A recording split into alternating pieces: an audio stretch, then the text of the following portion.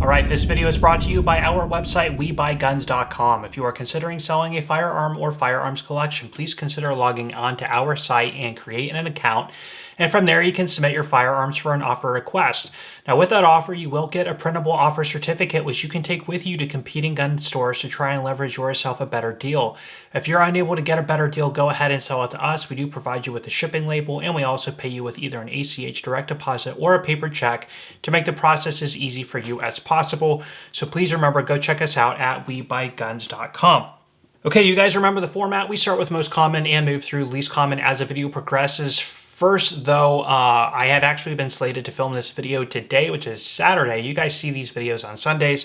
My wife actually got sick, so I left to go help her at home because we have two little ones at home. Of course, being Saturday, they're both home to help her out. So instead of hauling a bunch of firearms home with me, I just brought my camera and lights and everything and decided I would do a video featuring 8 of my personal firearms from my own collection. So not only am I going to give historical context of the 8 firearms in this video like I normally do, some of these might have some personal stories attached to them that I might share as well as we go through them. So a little bit of a different twist this week.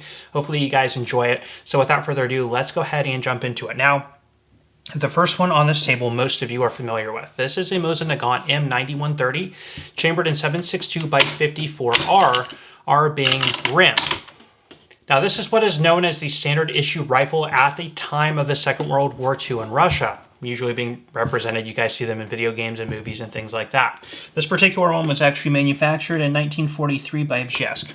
Okay, jumping into this one. So the story with this would actually begin in the Russo-Ottoman War, I should say after the Russo-Ottoman War, which ended in 1878. Now, at the time, Russia had been using the Berdan single-shot rifles, which left them at a bit of a disadvantage when they were fighting against the Turkish in the Russo-Ottoman War. Now, following the conclusion of the war, they wanted to set out an arms program to put out a replacement or development for a new standard issue military rifle. They would put out the solicitation, of which there would be multiple contenders, but one of the ones that would get at least the most votes within the Russian War Department at the time was a submission by Mosin himself, and this is more or less what they landed on. Now, of course, this one's seen some modification, being the 9130, and we'll talk about that. Development of this program would begin at about 1882, and it would end in 1891 with, again, the development of the 1891 rifle and the 7.62 cartridge. Now, this would be standard issue with Russia in the World War I period, following which there would be the Russian Civil War. Now, out of the Civil War, you would have power would be consolidated with Joseph Stalin in about 1924. Now, one of the first things he wanted to do in what I would call the interwar period, not really interwar of World War I and World War II, but more interwar between the Russian Civil War and the Finnish Winter War, which just preceded World War II, Stalin wanted to revamp armaments in Russia. Now, one of the programs that he did start was a semi-automatic weapons program. We had talked about this when we looked at the SVT-40. They had gone through many different trials, many different selections, ending with the SVT-38 and the SVT-40. What he had hoped to achieve was to replace all standard issue bolt-action rifles in Russian armament at the time with a semi-automatic rifle. However, he was not able to produce enough by the beginning of the Second World War. So also what had been happening is they wanted to revamp the bolt-action rifle, and they began that program in 1930. One of the things that many things that they changed is one is the sighting system. So they went from the old Russian standard, which was the Arshin's measurement system. They went to meters on the rear sliding scale here in the back of the rear sight. They did shorten the length of the barrel by about 2 inches. So even though this is a pretty long rifle, even by World War II standards, they did shorten the length. And while we're up here, you see they also added a hooded front post just to protect the front sight a little bit.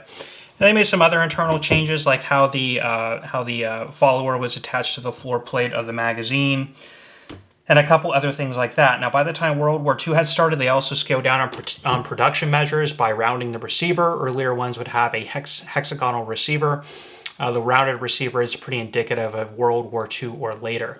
Now, these would actually stay in production all the way up till 1973, and around 37 million would be produced, which makes them pretty prominent on the U.S. consumer market as surplus.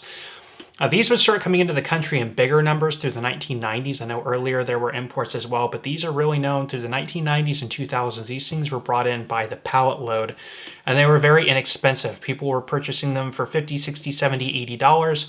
Hex receivers were not that much more money. In fact, this is the first World War II rifle I ever purchased, which is kind of special to me and why I wanted to feature it in this video.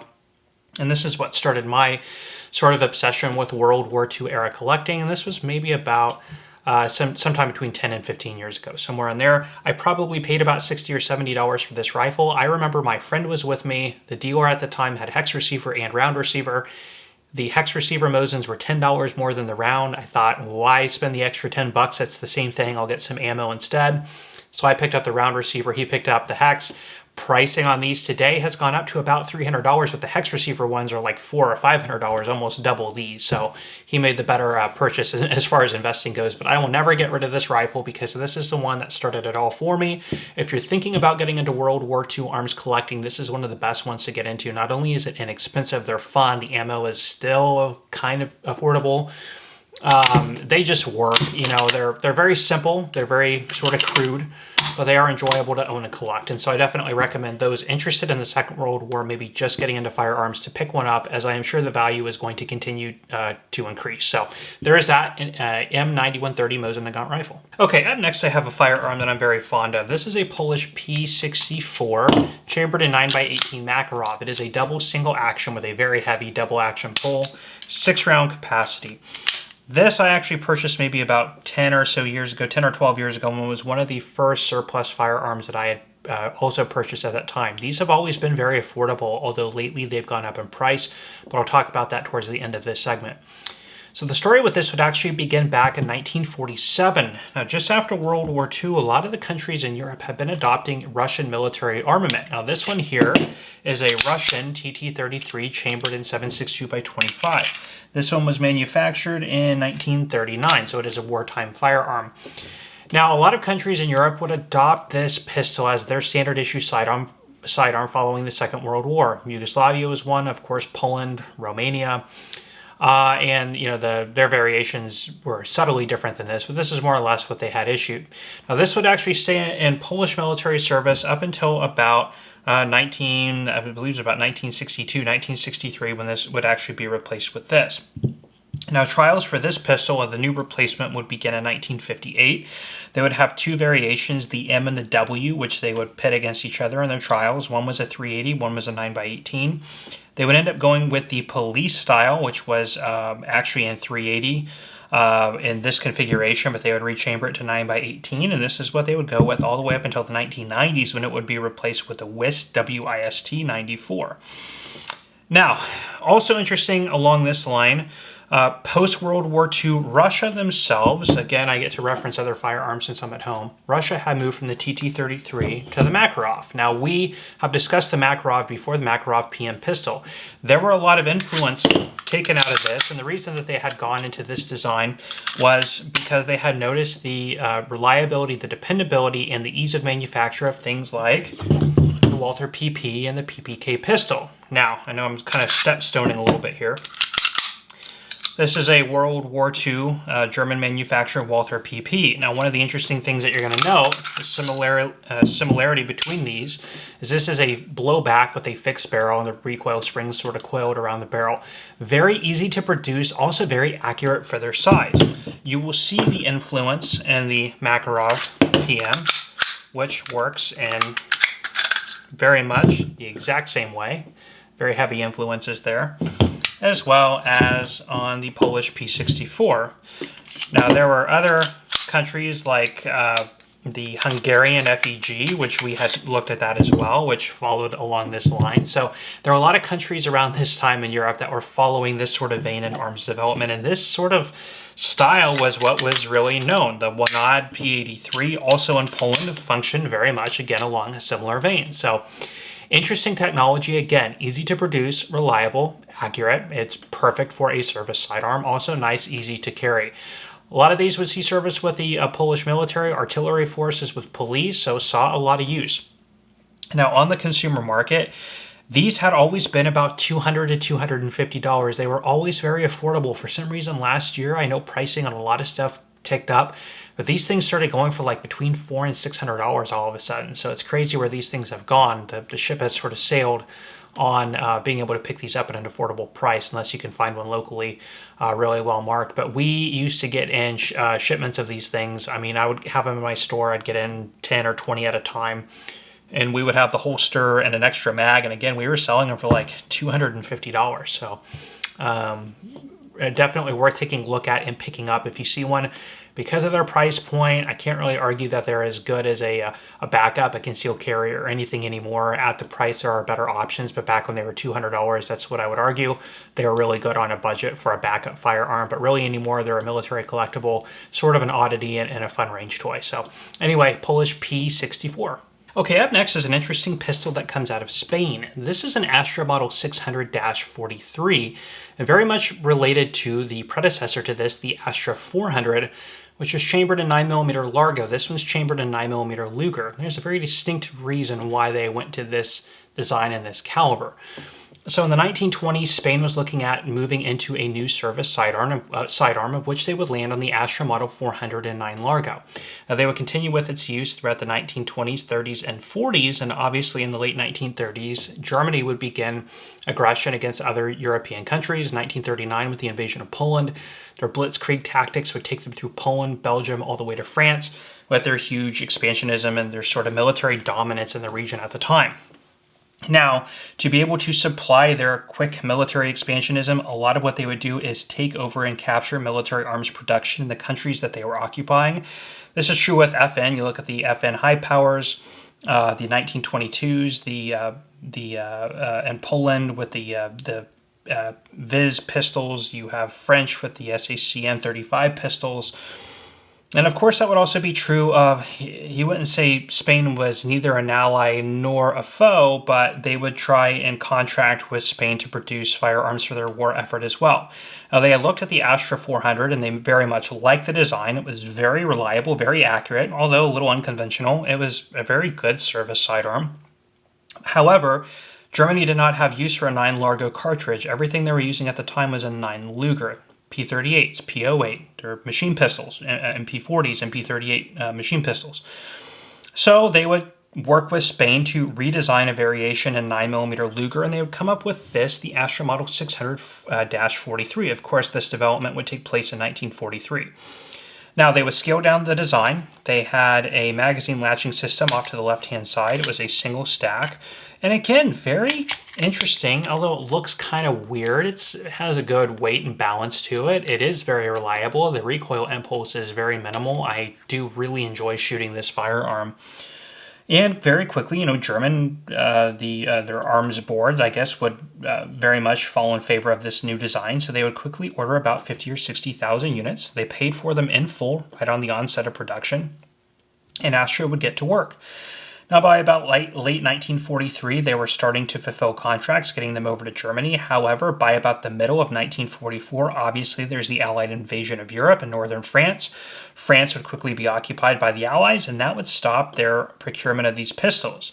Now, they had a direct route from Spain through France to Germany, but no longer did they have that, so these could not be sent to the German front lines any further.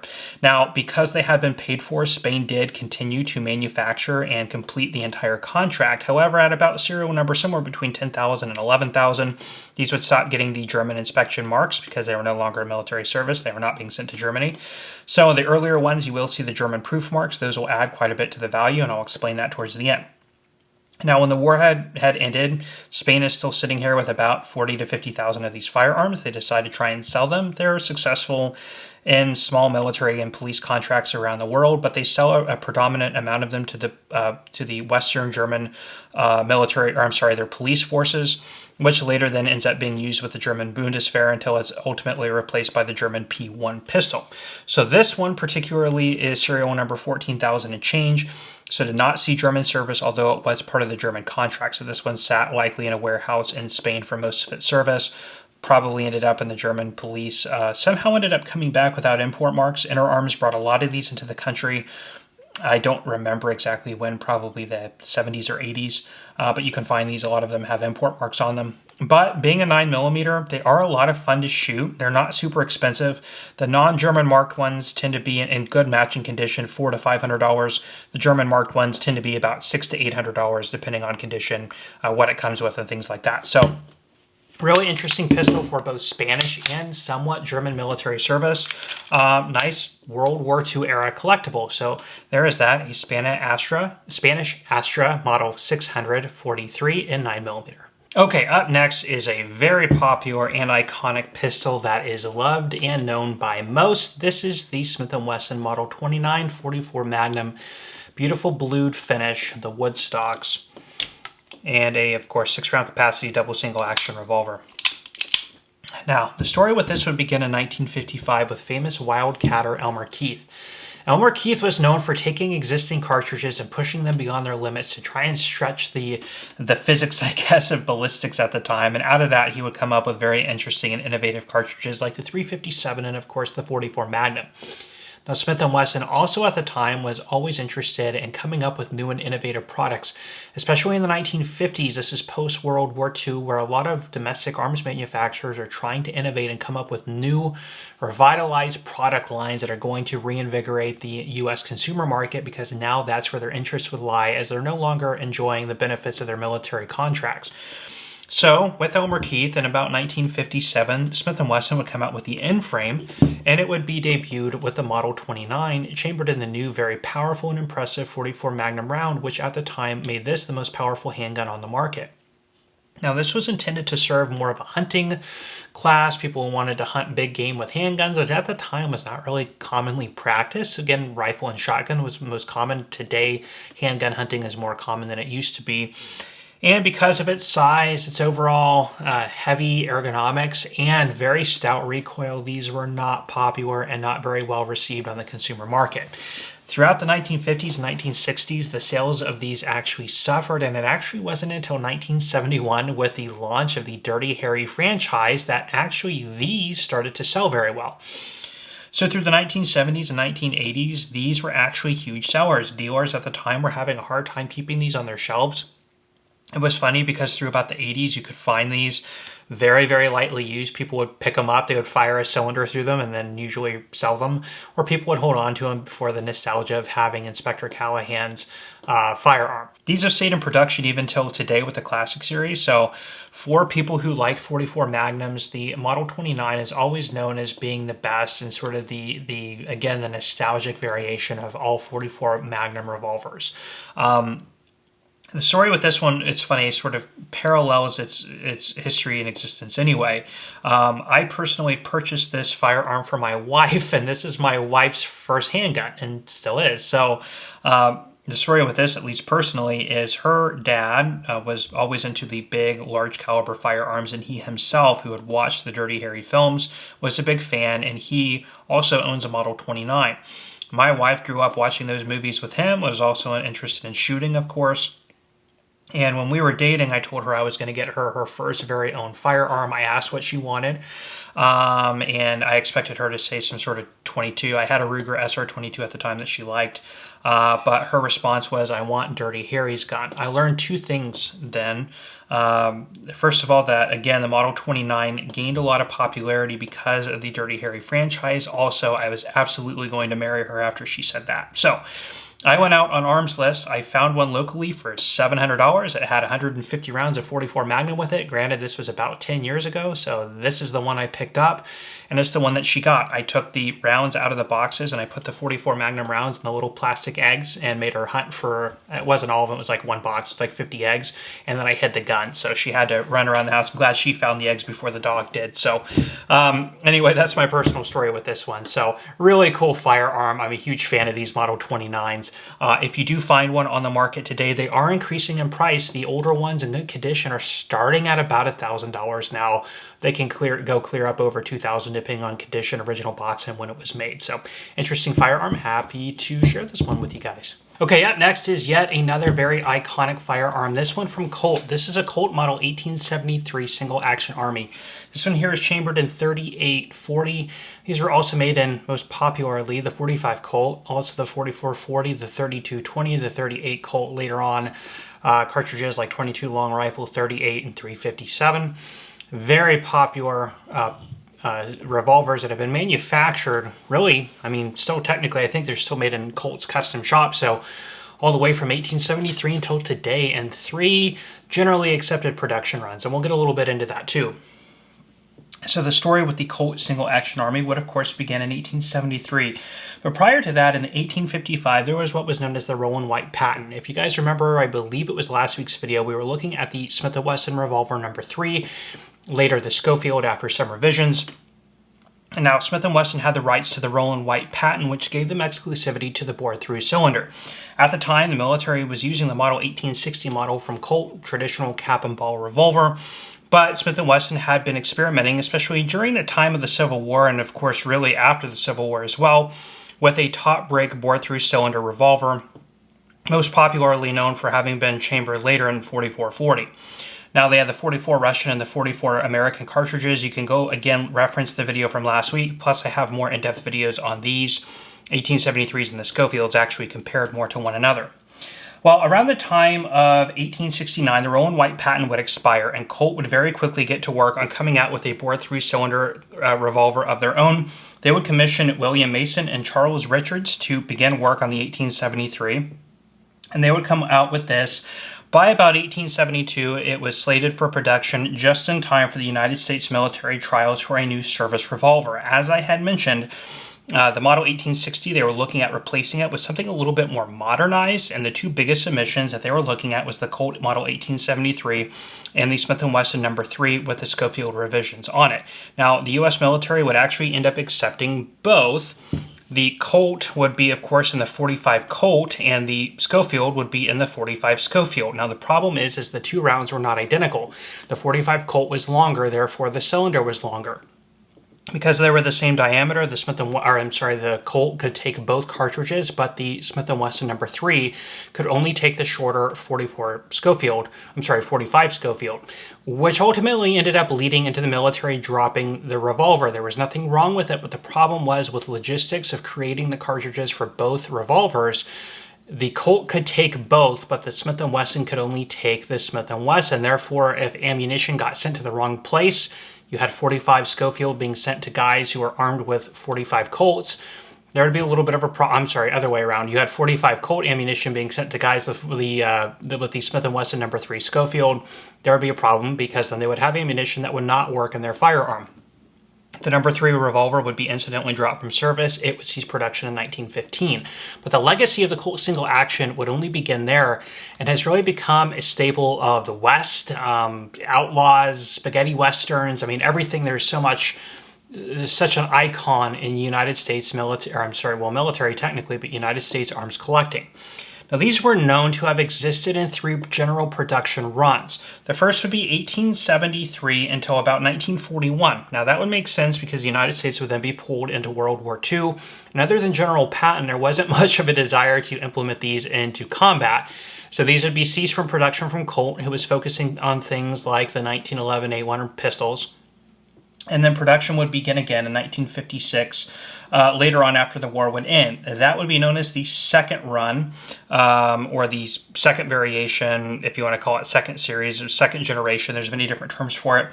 That would run 1956 to 1974. Production would cease for 1 year and then resume in 1976, where it exists today.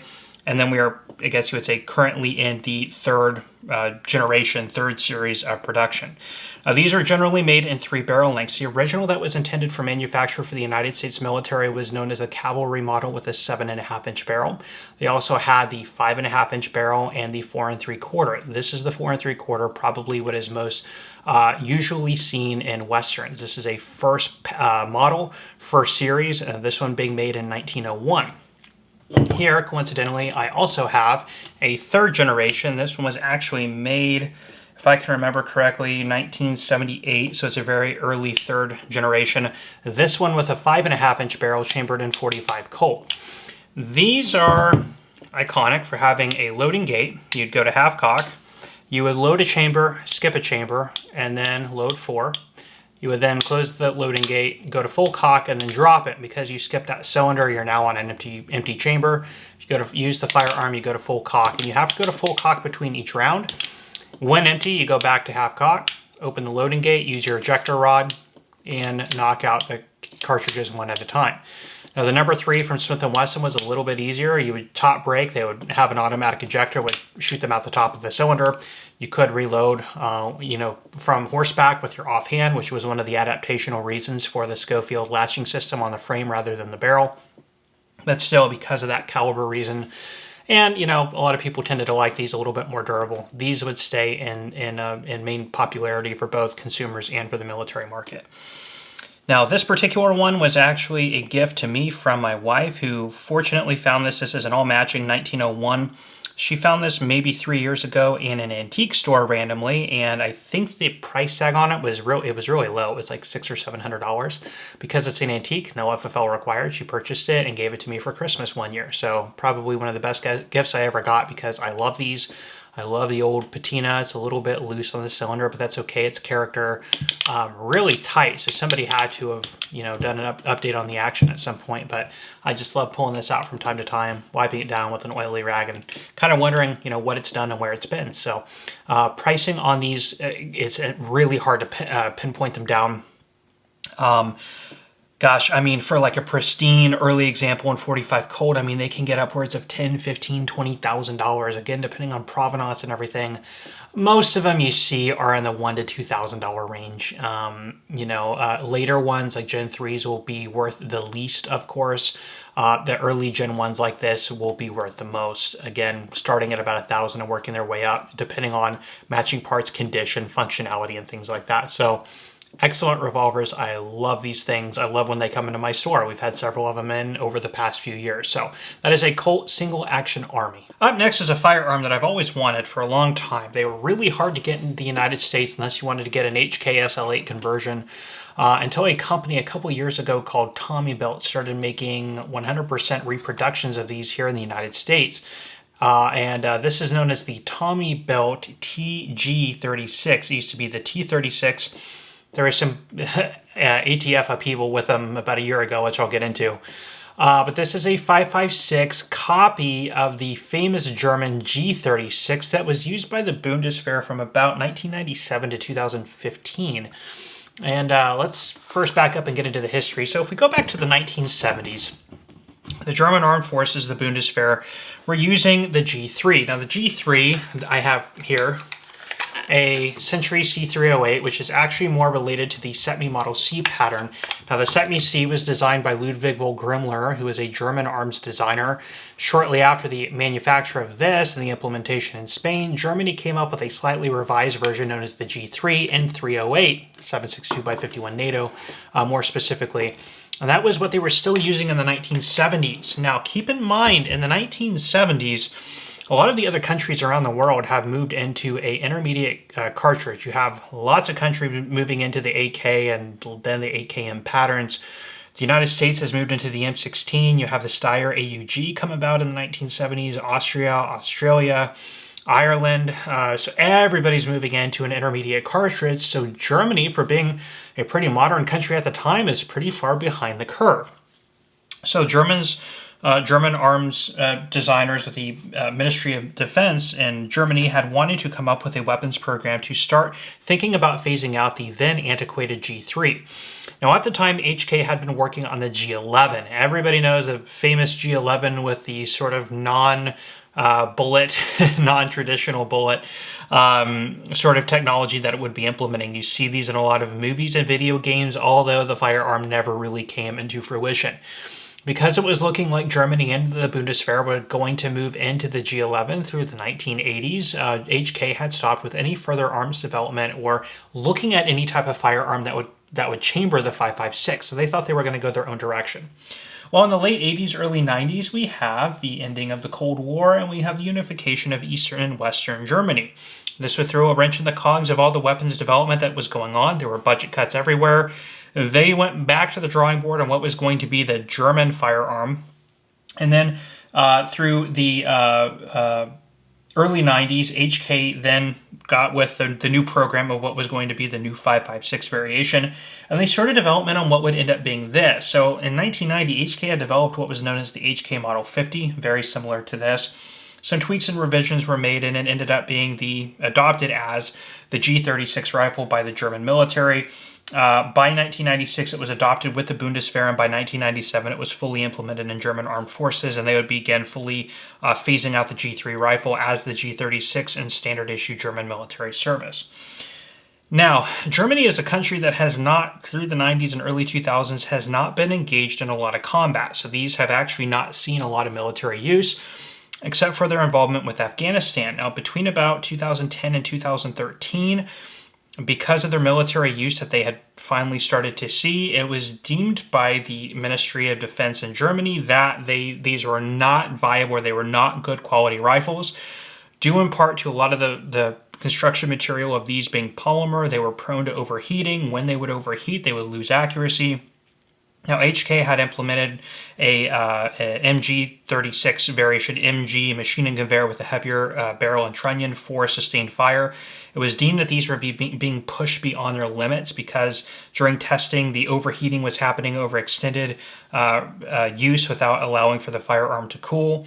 HK had wondered why they were not, why did they not accept the machine gun variation of this if they were intending to use it as a suppressive firearm. Lots of political stuff going on. So in 2015, it was announced that this would be removed from German military service. A new arms program would start, of which currently HK and Heinel have issued submissions for that trial. So we'll see what ends up happening there. Now, getting back to this, Tommybuilt T36, now the TG36. About a year ago, the ATF had picked up one of these firearms, had basically hammered a bunch of full auto parts into it, and were able to get about 3 rounds to fire out of it in full auto before the thing beat itself apart. I'm paraphrasing, that's kind of what I've been led to believe on this. So they said that the Tommybuilt receiver was too closely related to a machine gun, or was therefore a machine gun, forced them to then come up with a new design on the receiver. If you had one of these, and I did, you could pay Tommybuilt $250 to send in your receiver to have it modified, or not modified, but replaced with a new TG36 receiver sent back to you and installed. The ATF gave people, I think, a period of 3 months or so to do that. I did, so I got that for my firearm. Better safe than sorry. I paid Tommybuilt the $250, which was a bummer, but it is what it is. I mean, they didn't ask the ATF to, they had approval on the design anyway, so there was a lot of turmoil over all of that. I love this rifle. The thing fires really well. It originally came with like a rail system on it. I got one of the commercial export optics from Germany. This is not what the Bundeswehr was issued. They had sort of a dual optic and red dot unit, but those were like $1,500 on the used market, and these were like $300, so I went with this instead, which is perfect for what I use it for. Now, this is the standard German rifle, the E. They also had a K and a C model, which were shorter. And Tommybuilt also manufactures those as well. They make them with a pistol brace, and they sell brand new for about $3,000. Now, I looked on the internet, and I looked at his website, and I could not find the E-Series any longer available, just the C and the K. So there's like a pistol version, a carbine version, and a rifle version, essentially this being the rifle, and I cannot find these anymore. But this was my favorite because this was the standard issue for the Bundeswehr. I'm a military arms collector, and so this is what always was, appealed to me. Again, mentioned new market 3,000, used I don't know. Probably right now they're higher than that. I would have to go double check on that because none of these are available in stock. But $3,000 is a lot of money, but it's just something I've always wanted, and when the opportunity presented itself, I bought one. So love this rifle. That is a Tommybuilt TG36ES specifically, and a copy of the famous G36E. Okay, up next we have a very interesting rifle from World War II. This is a Japanese Type II paratroopers rifle, chambered in 7.7 Japanese, and is actually just a takedown configuration of the standard issue Type 99 Arisaka rifle. Now, I have here, for reference, a standard model, early Type 99 with the monopod. Both of these have their mums on them. Again, anti-aircraft sights, very interesting rifle, but as you can see, they're virtually identical. It's just this has this interesting mechanism here in the middle. Now the story with this would begin with the Japanese Type 30 and Type 38 rifles in 6.5. Now those would be used in earlier conflicts like the First and Second Sino-Japanese Wars, the Russo-Japanese War, and served the Japanese military well and is a decent rifle for the time. However, by the time World War II, or at least the Second Sino-Japanese War was kicking off, the Japanese military decided it needed something else. The problem with the previous rifles is that they were chambered in the more anemic 6.5, and also they were very long. By the time we get to World War II, the standard had been getting into a short rifle package, or almost like a carbine, whereas the standard length of like Enfield and Mauser rifles were getting much shorter. As we talked about the Mosin Nagant, by that time, that length of rifle was pretty obsolete. It was too long. And you didn't need the added benefits of the velocity, the barrel length, or anything for most engagement distances that were happening at the time. In fact, even this concept was obsolete by the time World War II had come along, which is why things like the Sturmgewehr were being developed in Germany. And very quickly after World War II, they would start going to different, sort of abandoning the full-powered rifle cartridge. But I digress. By 1939, Nagoya had come out with the concept of the Type 99 rifle, and very quickly after that, they wanted to come out with an implement that could be used for airborne, for paratroopers that were easier to jump with. I've never jumped out of an airplane with a firearm. I've never jumped out of an airplane at all. But what I understand is something like this, it's not only cumbersome, but can also be dangerous. Something like the butt of the rifle hitting the ground and breaking your jaw or anything like that. So you need something compact and easy to jump with. A lot of militaries around the time had thought of similar implementations. Germany with the FG42, the United States with like the M1A1 carbine with the folding stock on it. So things like this were being designed and thought about with every military around the world. Now, they had come up with a series of different configurations, like the 1940 model and the Type 0, and then they ended up eventually landing on this. What makes this unique is you have this sort of wedge or this bail that threads on the right-hand side, and then that will allow this, what's a little tight, there we go. That'll allow this wedge to pop out, and then from there you can separate, theoretically, the two halves of the rifle, making this a very easy component to jump with. Now, of course, these would stay in service until the end of the war, so a very short production run, which makes these pretty uncommon on the market today. A standard, all-matching, early Type 99 like this, they're getting more expensive. Something in this configuration could get upwards of $800 to $1,000, but most of the ones you see are typically around $300 with a mum that's been removed or missing its monopod and AA sights. Something like this, though, these, an all-matching configuration like this one with the mum and everything like that, you could be in the $2,000 to $3,000 range. So, of course, I'm a big World War II collector. This is something that's just so unique and interesting. I wanted to add it to my collection. I came across one at the right time at the right price, and I ended up picking one up. So anyway, there is that, a Japanese Type 2 paratrooper rifle. Okay, last but not least, talking about World War II paratrooper rifles, I have an FG42 Type I. This is a replica made by SMG Smith Machine Group in Texas. And the German G36E that I talked about, this is also one that I have always really wanted. There was a replica that was made by Shoei, a non-firing replica. I somewhat kind of considered picking one up. I knew that SMG had been making the Type 2 for quite a while. When they announced that they were making the Type 1, I put myself on the list, and I actually got this. This is serial number 37, so I got the 37th one made last year. It's actually been about 8 months ago since I got this. So it's just awesome. I'm not the type of person who likes to get replicas. It's just when it's impossible to get something that, it's impossible to get the original, and it is with FG42s, and I'll talk about that. This is really the next best thing. So I actually put in an order right away for a Type 2. I'm going to do a very detailed video on this when I get the Type 2, which will be in 6 more months or so, where I can show the comparison, talk very much in depth about the developmental history, but I wanted to throw this one in this video as sort of a teaser to that.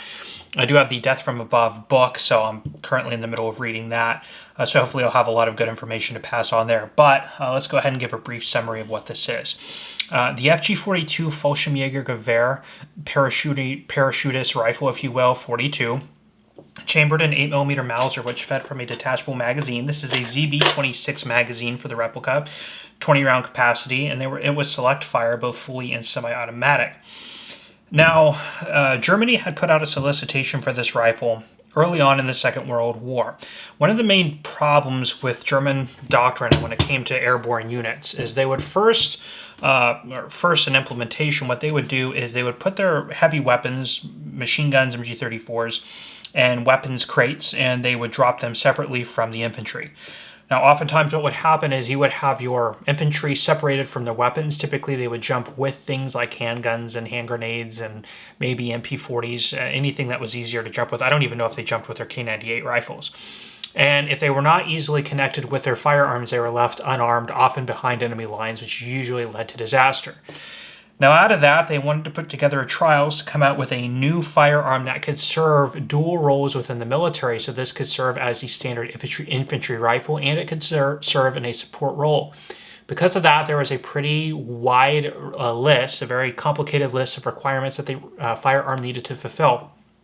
A lot of it was based on weight and size. Again, it had to be small enough and easy enough to jump with, where they could get away with this whole concept of having to drop the weapons separate from the infantry. They could keep everybody together, keep everybody with their firearms. Second is it needed to be semi and fully automatic. Of course, this needed to work as both a precision rifle as well as a machine gun for support purposes. They're not going to be dropping the MG34s anymore. Also, it needed to feed from a detachable magazine. You couldn't have a 5-round capacity if this is going to serve as your support weapon. And there were some other requirements, but those were pretty much the biggest ones that I can think of. Krieghoff and Rheinmetall were the two to put out submissions, and the Rheinmetall version, the original FG42, would actually win. And then go into implementation. It was designed by Louis Stange, who was a very good and very talented arms designer, and was actually able to create a package that would meet most of the standards of what they were looking for in this weapon. Very interesting firearm. They did have a second model. Of course, many of you know I have one of those on order from SMG, and I'll talk more about the development of that. They went through different designs. This has a very iconic grip on it. On the Type II, they would go to more of a vertical grip, change it back from a metal to wood. It would actually beef up and make larger the overall proportions of the FG42 Type II. Did fit onto a bipod. The bayonet is somewhat of a spike bayonet. This is actually a MOS 36 bayonet that's been modified for this. So very interesting firearm to say the least. Now, let's talk about pricing.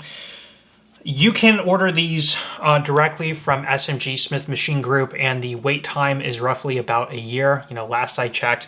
The price on these, it varies, but it's typically in about the $5,800 to $6,000 range, which I know is a lot of money, but there is a lot of R&D and a lot of effort put into these things. They are built by hand by basically 2 people. I do anticipate that one day, if they stop making them, whether somebody passes away or they just decide to retire, hopefully that would be more the case, that these would probably go up in value. Because there is such a long waiting list, I've seen these used go on Gunbroker for between $8,000 and $10,000 because people are willing to pay that much more to avoid waiting that long. So if you're patient and you have the funds and you're interested enough in getting an FG42, I recommend just getting on the wait list. Plus, there's a lot of different options you can get in terms of finish and things like that. So, you could actually get it built to how you want it. But a very interesting firearm nonetheless. I'm excited to get the Type II and do that more detailed video for you guys. If you're looking at a real FG42, of course, because they were select fire, they are NFA items. Either the Type I or Type II, or they are not very available on the market. They do show up from time to time, and when they do, they routinely sell between about $250,000 and $350,000. Yes, $250,000 to $350,000. I don't know about you guys, but I doubt I will ever be in a financial position to ever pick one of those up. So I am more than satisfied with this very good reproduction. So that's why I picked it up. But anyway, guys, that'll wrap it up for us. A SMG replica of the FG42 Type I. Well, guys, that is all the time I have for you today on these. Thank you so much for stopping by and checking out this video. If you enjoyed, please let me know by hitting that like button. Please also consider subscribing to my channel and hit that bell notification so you are aware when I am posting new content. I'm going to leave you guys off there. I am Chris with Marksman Shooting Sports and WeBuyGuns.com in Westfield, Indiana. You are watching Marksman TV, and I will see you next time.